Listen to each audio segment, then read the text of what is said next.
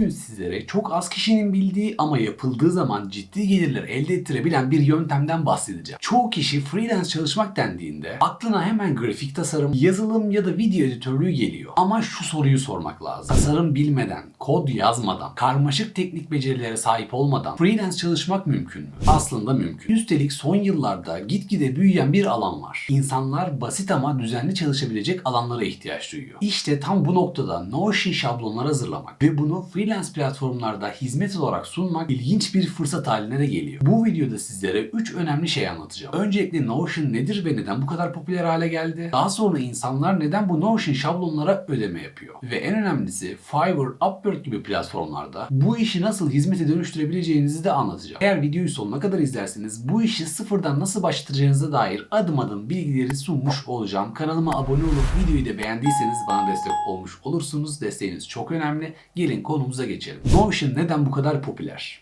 Notion aslında bir üretkenlik ve organizasyon aracı.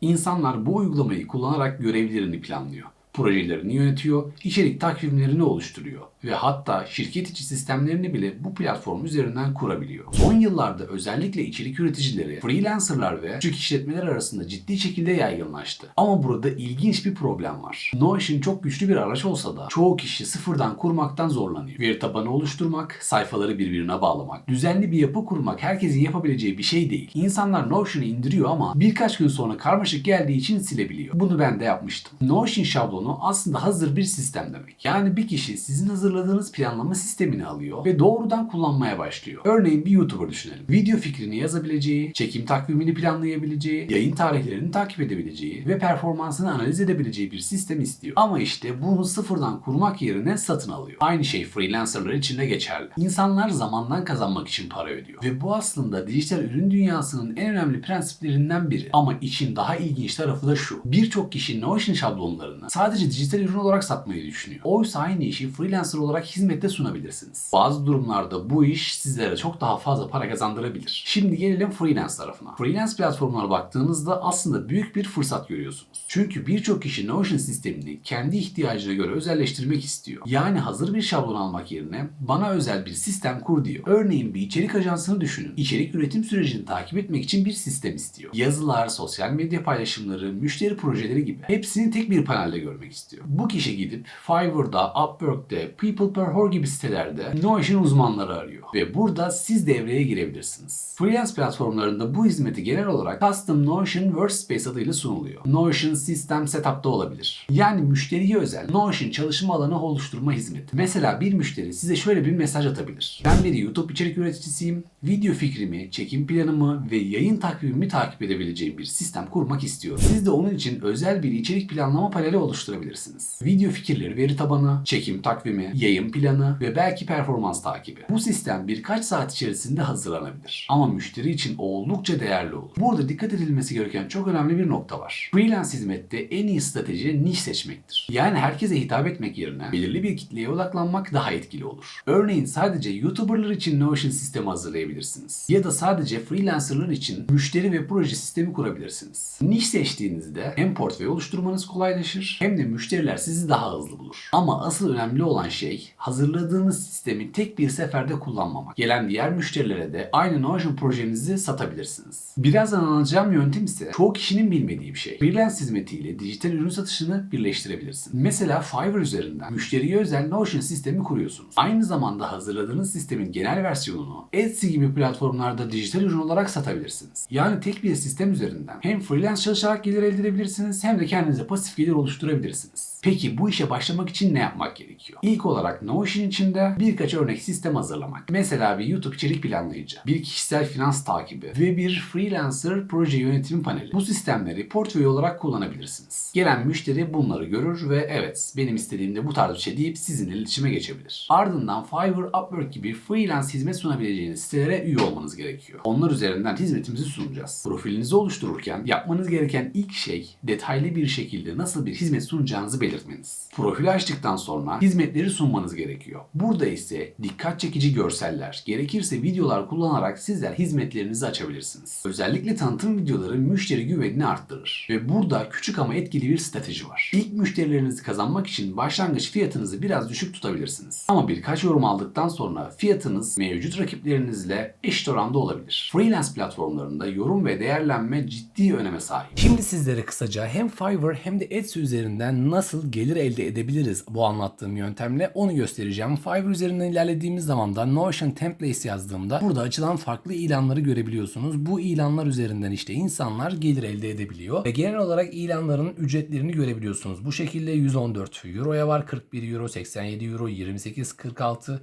14 Euro'ya da bulunuyor. Yani bu şekilde sizler de ilan açacaksınız ve İran'daki görsellere bakın. Sizler nasıl açabilirsiniz? Bunları kontrol edin ve fiyat araştırması yaparsınız, başlık araştırması yaparsınız ve yine dediğim gibi Fiverr'da, Upwork'te, People Per Hour gibi sitelerde freelance çalışabileceğiniz yerlerde ilanınızı açabilirsiniz. Gerçekten gelir elde etmek mümkün. 46 Euro'dan 61 işlem yapmış ve gerçekten güzel bir para kazanabilmiş. Niş bir konuya odaklanabilirsiniz. Burada freelance çalışabiliyorsunuz. Size başvurup bana böyle şöyle Notion şablonu oluşturur, teması oluşturur diyorlar. Siz ona göre yapıyorsunuz. Etsy'de ise sizler burada Fiverr'da isteyenlere oluşturdunuz ve elinizde artık bir portföy oluştu. Onlara verdiniz ama birazcık değişiklik yapsanız bile elinizde 10-15 tane artık bir Notion tablo var. Bu şekilde buralara koyarak sizler de sabit bir şekilde satışa sunabilirsiniz. Bakın dijital dolant diyor. Herhangi bir kargo ücreti bile yok. Burada 1300-1400 TL'ye satmış. 1700 tane satmış. Ve dijital olarak sadece buradan mail üzerinden yollamış yani anlayacağınız.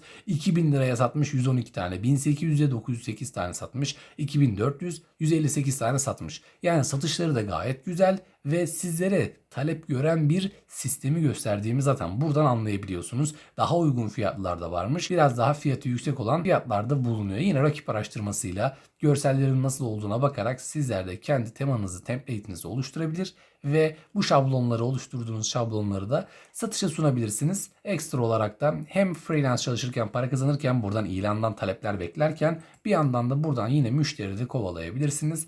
Gayet de güzel, bir yandan da sizlere fiyatları, talepleri gerçekten burası 1 yazsaydı, burası mesela şu an 908 yerine 5 yazsaydı talep yok gibi derdiniz ama 900 var, 100 var, 1700 var, 150 var, işte 1600 var, 2900 var. Gerçekten güzel bir talebinde olduğunu görebiliyoruz. Kısa bir özet yapmamız gerekirse Notion günümüzde hızla büyüyen bir üretkenlik aracı. İnsanlar bu platformu kullanmak istiyor ama sistem kurmakta zorlanıyor. Bu yüzden hazır şablonlara ve özel kurulum hizmetlerine ihtiyaç duyuyor. Siz de basit Notion sistemleri kurarak freelance platformlarında hizmetinizi sunabilirsiniz. Özellikle belirli bir nişe odaklanırsanız bu alandan gelir elde etme ihtimaliniz daha çok artar. Ayrıca dediğim gibi freelance sunduğunuz bu hizmeti Etsy üzerinden dijital ürün olarak da satabilirsiniz. Şimdi merak ettiğim bir şey daha var. Siz olsanız nasıl bir Notion şablonu hazırlardınız? YouTube planlayıcı mı? Kişisel finans takibi mi? Freelancer proje yönetimi mi? Yorumlarda yazarsanız hem fikrinizi görmüş olurum hem de bir sonraki videoda o konuya da yer verebiliriz. Videoya like atmayı da beğenmeyi de unutmayın. Destekleriniz benim için çok önemli.